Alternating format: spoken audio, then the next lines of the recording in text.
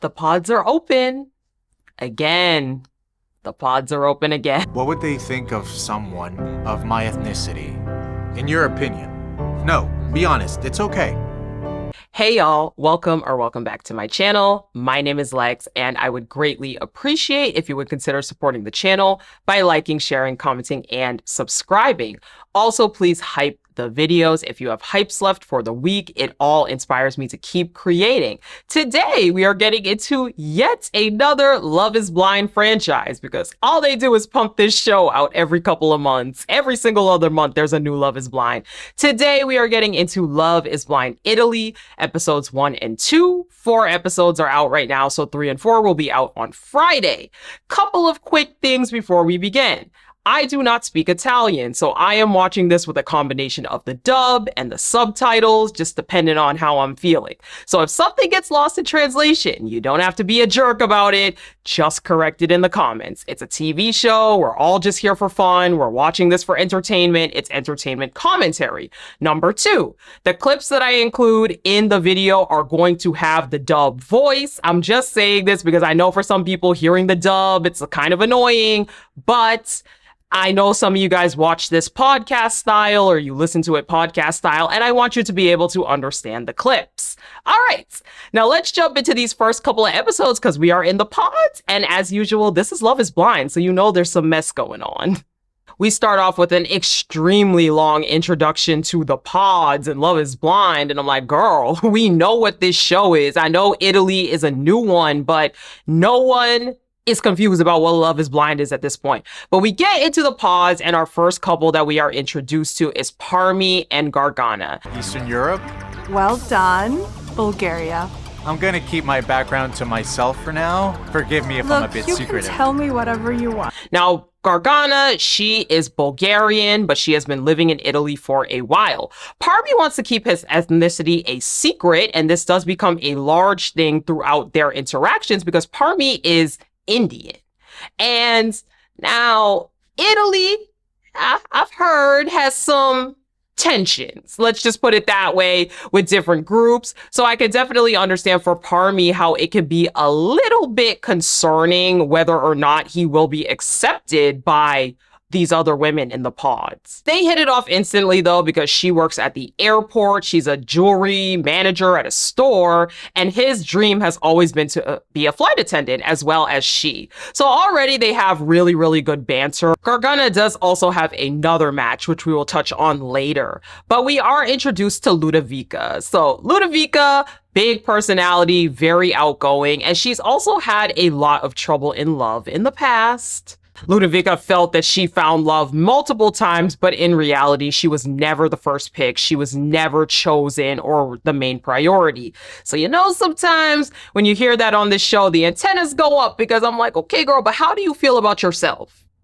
I hope that your self-esteem is in a good spot. But Ludovica's first connection is with Nicola.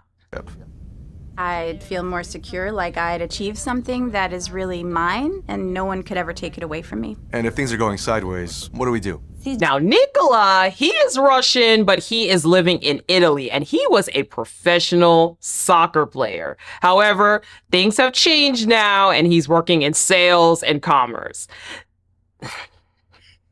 It's giving F-boy. It's giving F-boy almost immediately. Nicola, he's good looking. This man is good looking. He was a soccer player. He does mention later on that he would get a lot of women being a soccer player and that looks were very important to him. And I'm just concerned because Ludovica's talking about how she was never chosen. She was never the first pick. She never felt like a priority. And then a guy like Nicola, who seems like he's used to a lot of attention. I'm just not sure how that's going to mesh in the real world. They talk about marriage and why they wanted to come to this experience. And for Ludovica, she talks about how for her, marriage feels like a much stronger commitment than just being in a relationship. She's had a lot of drama in her life. Growing up, her parents split when she was very young, and so she actually lived with her grandparents on her dad's side for a lot of her life. Both of them instantly click again on how close they are with their grandparents. They both have tattoos of their grandparents. And it just seems like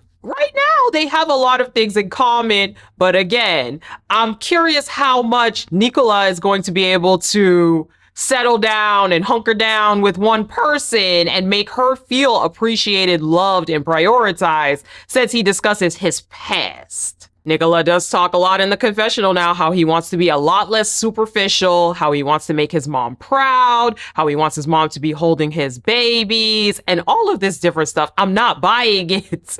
This guy, anybody that comes on these shows saying, I used to be this way, I used to be a player, I used to get all these women, I used to not be able to commit, now I'm gonna change myself. It never works. Watch Nicola, he's gonna be a problem. I'm clocking it here. Nicola's other connection is with Karen. Now, he and Karen, they are both super ambitious. I've been in relationships where I was told, why do you work so hard? What difference does it make if you earn this much or that much? For Nicola, he opens up about how previous partners didn't understand his work ethic and his ambition, why he wanted to work so much, what the difference is if he made this salary versus this salary. So he really wants somebody who sees and appreciates the things he does. Okay. So Karen is originally from Brazil, but she moved to Rome. She's been moved out since she was 15. For her, she's had a pretty challenging life as well. Her father passed away and her mom wasn't the best parent. So ultimately, she's not super close with her family. And a lot of her family is her chosen family. She also reveals that she has a son who is 15 years old. Her son spends 50% of time in Rome with her and then 50% with the father. Or at least she says that they split custody and it's part-time with each parent. But for Karen, it is super important to be able to build the family that she never had. For Nicola, he does not mind at all that Karen is a mother. In fact, that means that she's family-oriented the way that he is. And I'm like, sir, are you ready for a child?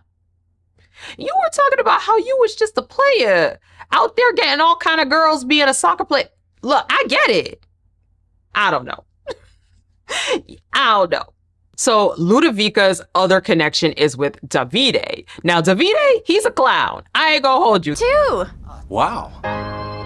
What's your name? Ludovica. Nice to meet you. You? Davide. Sono un imprenditore e... I'm an entrepreneur, and This man really struggles with having serious conversations. He loves to joke. He loves to banter. He's always poking fun, but it is definitely interesting to see what it's going to be like when they have to get into more serious conversations.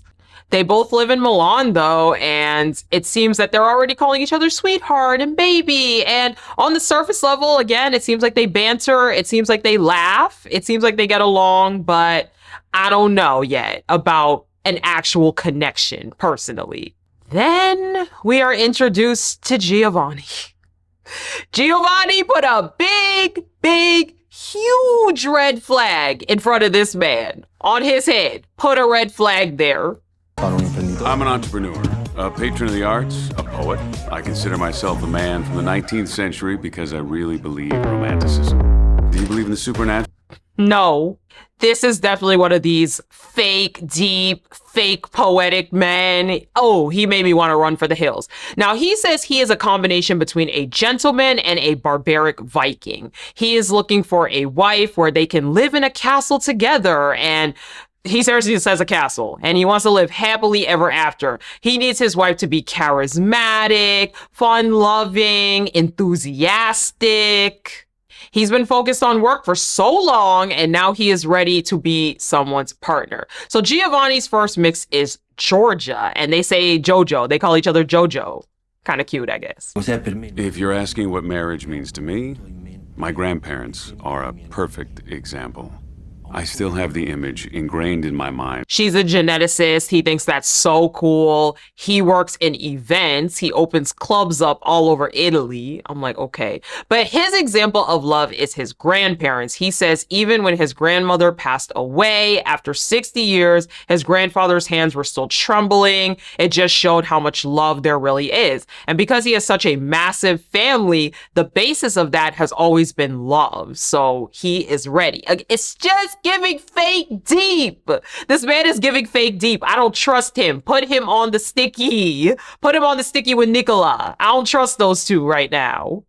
back in the girls' pod, Georgia and another girl, Miriam, that we didn't really see in the pods yet, they are chatting and they kind of come to the conclusion that they are talking to the same person, which is Giovani. Miriam is basically saying that this guy, he seems like he's too good to be true. He came in singing, he says all the right things, but it does give that he's saying that to other girls. So now, of course, that's putting a little doubt in Georgia's head about whether or not Gio is who he says he is or not. We're gonna have to see. Then we're introduced to Eliza. Eliza has been in many relationships, but they've all been toxic. They've all been superficial. So here she is looking for something that's not just based on looks. Again, sorry, whenever someone comes in and says all their relationships have been looks-based and toxic, I wonder if this is for them. But her first match is Alessandro. I'll be 27 in a month. So you're 26? Yeah, 26. I mean, if you really want to be a stickler. So you want to seem older than? Come on, it's only a month. And you're really nit. We find out Alessandro is pretty young. Right now, he is 26, but he's turning 27 as of filming in a month, or in a week, I believe, in the pods. So first thing is he ready for marriage? I'm gonna keep it a stack with you. I would not believe it. 27-year-old man? No, sir. No, sirree. I just wouldn't believe it. Eliza is older than him. She is actually 30. I just feel like it's not worth the heartache, but this man swears that he's ready for marriage. He's looking for a best friend. He's looking for his little boo thing. But even the way I felt like he described what he was looking for felt very, why can't you just date? You know what I'm saying? Why do you have to get married right now? And Eliza does let the girls know back in the pods that Alessandro makes her laugh. I think they call him Ali or Ali. I don't know. But he makes her laugh and she does like him, but she definitely is apprehensive about whether a 26-year-old guy is ready for marriage. And then Ali is letting them know back in the pods, the guys, that he is also feeling her. So these two, it's basically the two of them. Georgia and Giovani, they have another date and Georgia just launches basically right on into it and says, did you give Miriam a gift yesterday? And he's like, yeah. He's like, are you jealous? And she's like, look, I'm going to be honest. I was wondering if this is something that you do with every single girl. I feel like you're not trustworthy when you do that. If I do this with everyone? Yes, I do. Come on, talk to me. Be honest with me. This thing with Mariam, it got me thinking. She feels it's very sneaky and then launches in how it reminds her of a previous situation she was in, a previous relationship, where this is a tactic that her partner used. And that's where I want to say, because this is Love is Blind. Y'all are meant to be dating multiple people. It's the first couple of days of the pods. This is very different than your ex who used gifts to, I presume, coerce you to still be with him, right? He would do some F shit and then give you a gift and then coerce you. That's not what's happening here. So then Georgia gave me some red flags because I'm like, girl, chill out. You guys are all multi-dating in here. It's like being on a dating app. She goes into how after that, it tore her apart. She had to put all the pieces back together. It was really something that scarred her. And I'm like, hey, you know how I feel about people who come on these shows with all these traumas from that ex. What are we doing?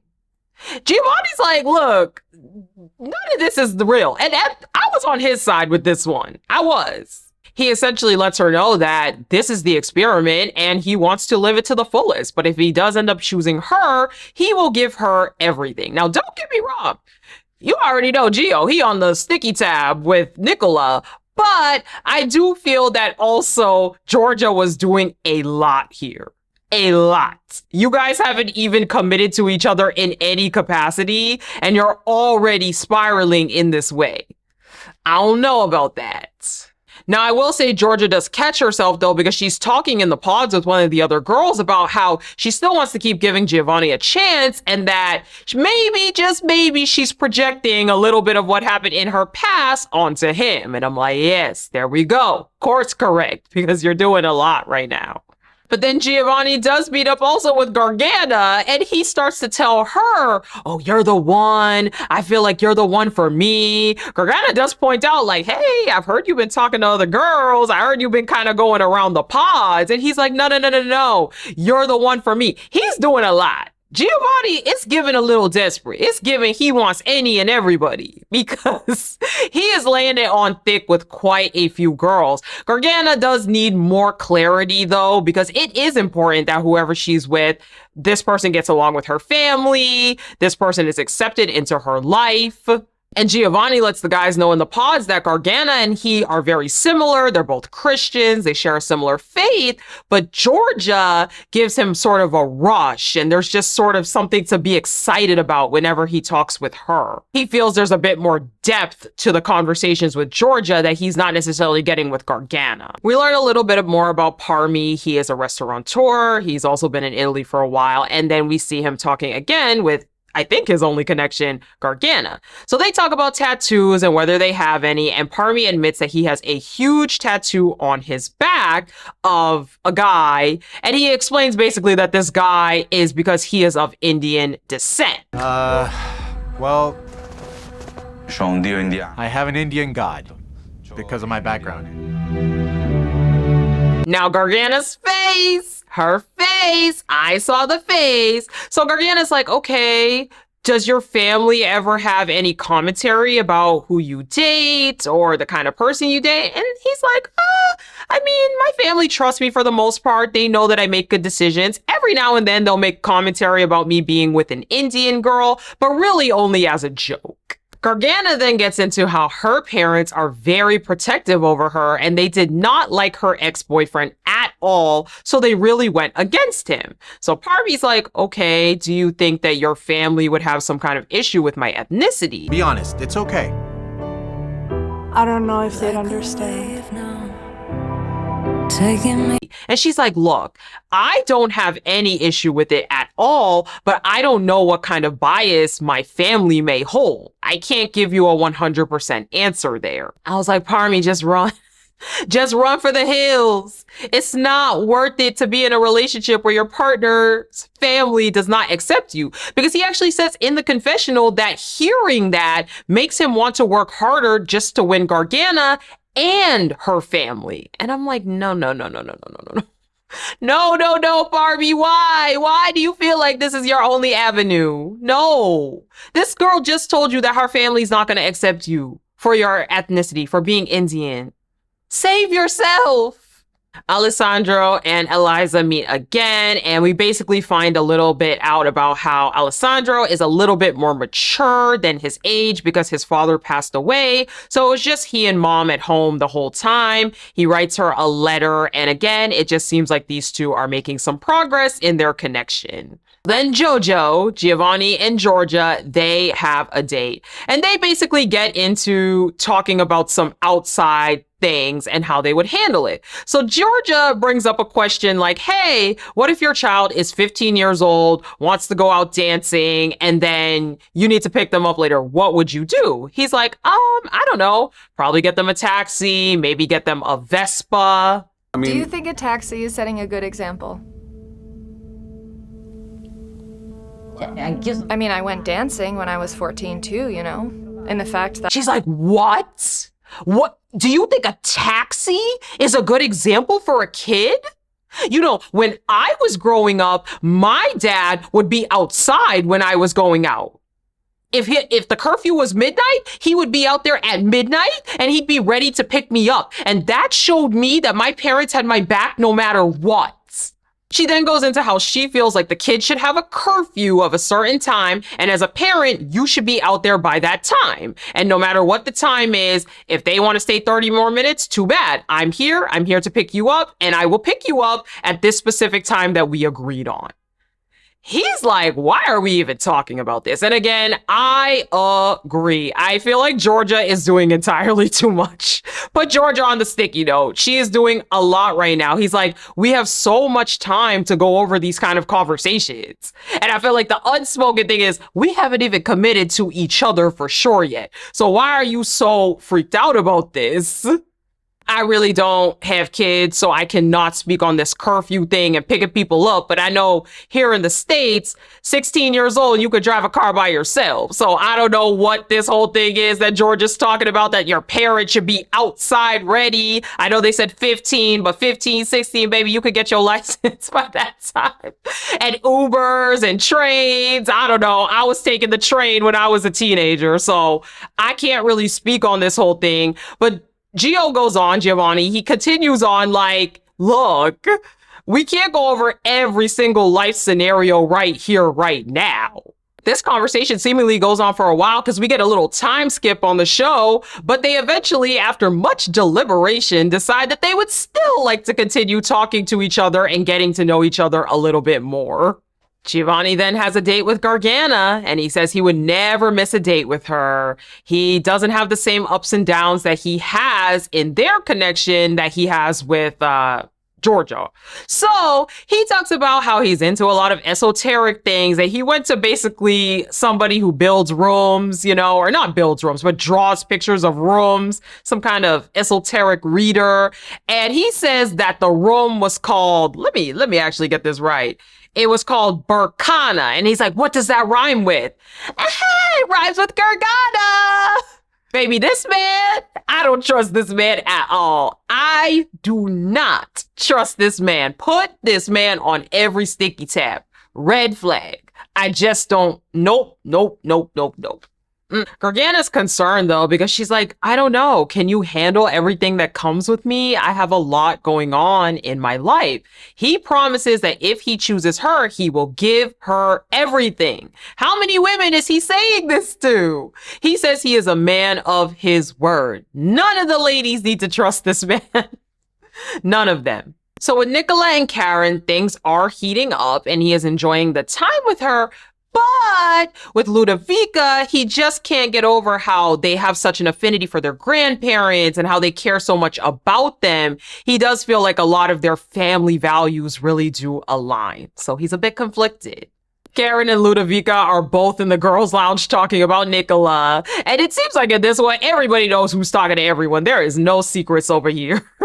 And Ludovica does still have that connection with Davide, but again, it's very surface level. They laugh a lot. In this last conversation, they're making a lot of innuendos. They're talking about phone sex. It just doesn't seem like there's anything of substance there.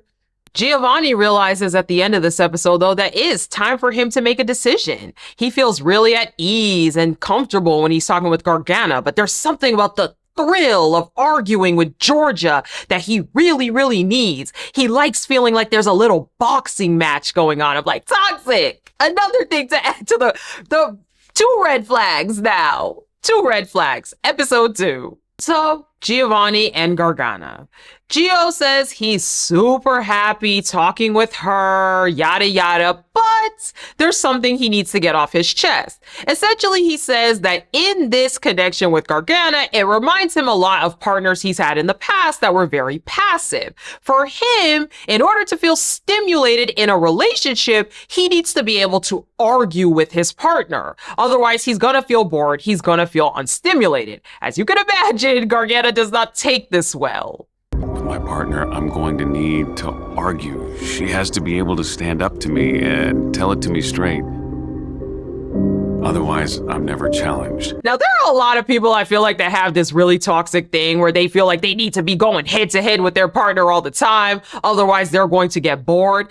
I think yes, you and your partner should be able to have healthy disagreements. I think if you're always passively agreeing with your partner, that is not healthy and it's not sustainable.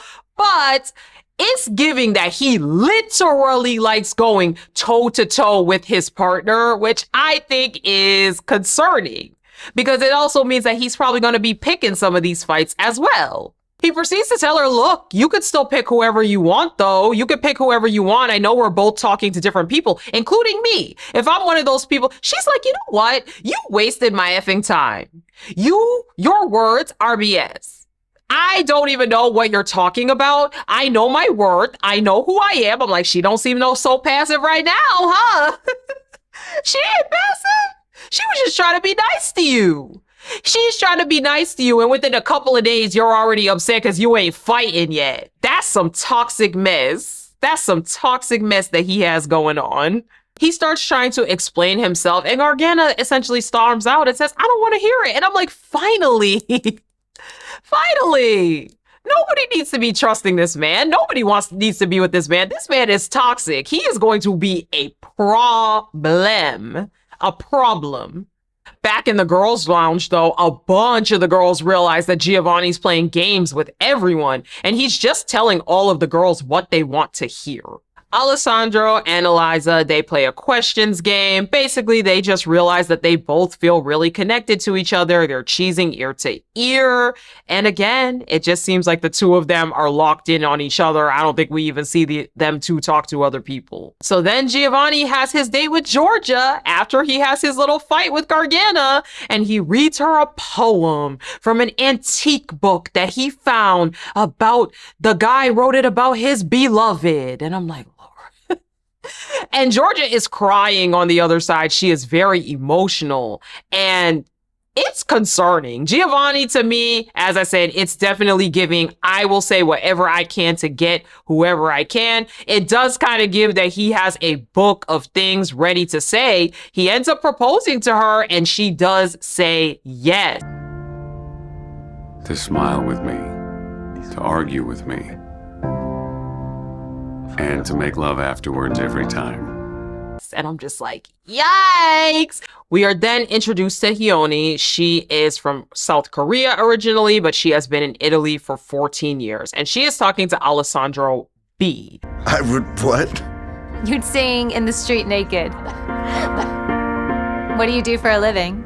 I opened 2 ice cream stores with some friends. So the two of them get into how they are both pretty athletic. He is a gym bro. He loves to work out. She likes running. He assumes that she's slim because she likes to run. But she does ask, you know, how do you feel about me being from Korea or whatever? And he says he's very interested in that part of the world. So he is ecstatic to hear that. Hyoni is more focused on the inside than the outside, and she does feel like in a partnership, they should be able to have healthy arguments and good communication. Now, Hyoni felt like it went very well afterwards. Her confessionals all seemed joyful. However, Alessandro was feeling like it went well, but he was hoping that she would have more passion. I was like, wait, what?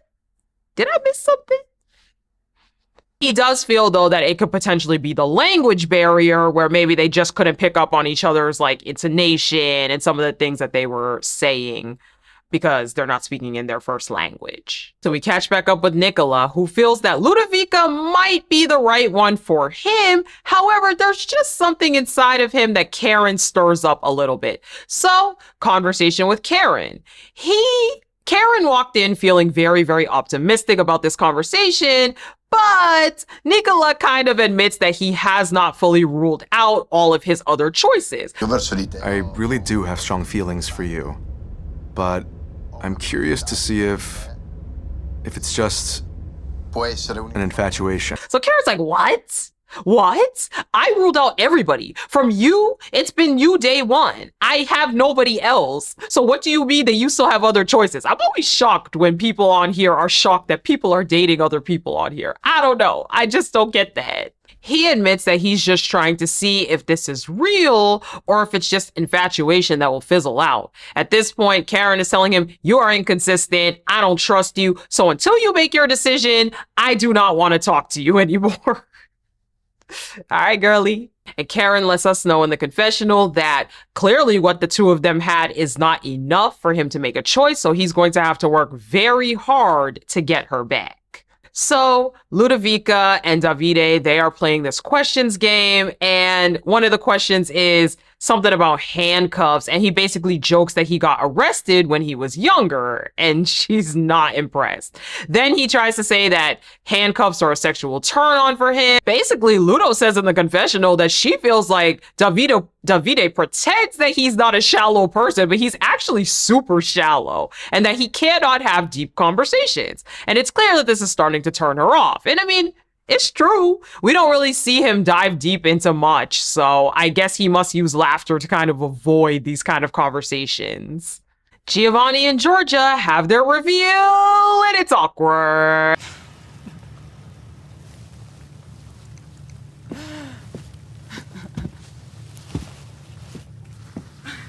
I don't think either one was feeling each other. Georgia in the confessional talks a lot about how he looks like what a real man should look like, and I think he liked me, but we never really actually hear her say anything about him. The way they hugged was super awkward. You could see that Georgia leaned out when he tried to hug her. Neither one of them seemed super overjoyed or particularly happy. Don't think the two of them are feeling that physical attraction, but we will have to see. Back to Parmi and Gargana. So Gargana opens up and says that she is the child of two immigrants who did not have any family here. So for her, she really wanted to have a man to lean on when she was going through tough times. When her dad got sick, she wished she had someone that she could offload some of that stress onto. Parmi admits when there's conflict or disagreements, he's not really the best at putting himself in the other person's shoes, and that sometimes when there's tension, he needs space. Gargana, pay attention to that. I feel like sometimes people slip those kinds of things in the pods and people don't pay attention to it, and then we see the scenes outside of the pods and they do that exact thing. Pay attention to that, because that is definitely concerning. It definitely kind of gives that he's a very my way or the highway, very avoidant if it doesn't go his way. So I would be definitely keeping that on my radar. But in either case, he claims that he chooses her. He wants to be with her. And Gargana again is like, okay, but can you handle everything that comes with being with me? Can you be a rock when I have all of these different things going on in my life? He says he will be there with her if she is there with him. I don't know, but something about that answer concerned me, because yes, obviously you should give what you are given, but for some reason it really feels like he's gonna be very me. How I feel, what I think is gonna determine the way that I treat you, and I just don't know. It kind of alarmed me, because I feel like the answer would have just been like, yes, I will. If you're my wife, I will have your back. I will be there for you, rather than, well, if you do it for me, then I'll do it for you. Didn't love that answer. I don't know. Parmi, you might need to be on the sticky note as well. Alessandro and Eliza, he proposes. She says yes. Back on to Alessandro B. So Alessandro B admits that for him, looks have always been important to him because he is a personal trainer. However, in this experiment, he's looking to be around people that he's not usually around. And I'm like, here we go again. Every time this happens on this show, we see disappointment, but we see him with Ione. And the two of them, they have a conversation mostly about sex. They're making a lot of innuendos. She asks him if he likes to just do it on the bed or if he would do it in other places. I don't know. It seemed like a cool conversation, but I am concerned because he seems like he has a type. I don't know what the type is, but I am concerned for Ione a little bit.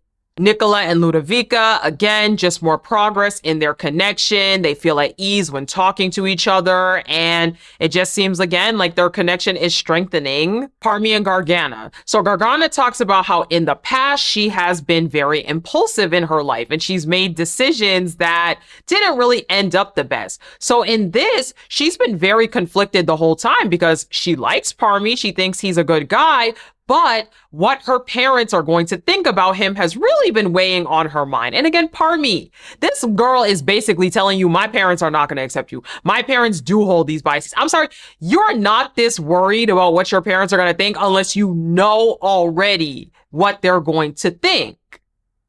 Just set yourself free. Set him free. Why don't you break up with him? I just don't want to see this, y'all. I do not want to see this poor man get obliterated by this woman's family. From the start, though, she never felt judged by him, and she always felt like no matter what, she could be herself and be open and honest. We end off with the cliffhanger of Alessandro and Eliza's reveal. I'm sure it's going to go just fine. So, if you made it to this point of the video, that means you liked the video. So I would greatly appreciate if you would consider supporting the channel by liking, sharing, commenting, and subscribing. Also, please hype the videos. Episodes 3 and 4 will be up on Friday. Thank you guys so much for watching, and I'll talk to you guys in my next one. Bye!